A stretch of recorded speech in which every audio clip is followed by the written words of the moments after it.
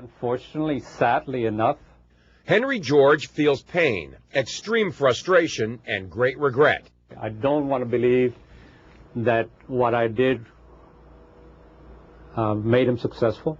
Last December 29th and 30th at his Opelika Flight Training School, George gave two Middle Eastern men some basic lessons in a simulator on how to fly a jet aircraft.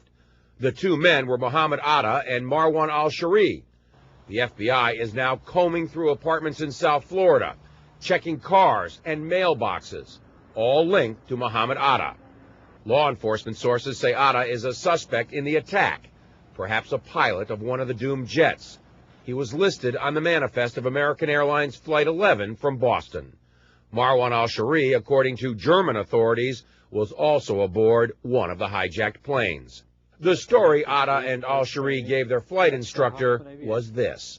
They were on their way home, and they wanted the exposure to jet flying, or an introduction to jet flying, because they were hoping to get a job with their airline in their country.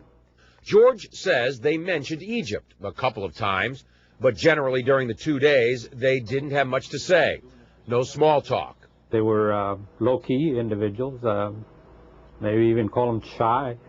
There wasn't, they were not outspoken, opinionated type people. In all, George says he spent 8 hours with the two men. They reserved their lessons with a credit card but paid in cash, $1,500. George says he wishes something about them had been suspicious. He was using his own name.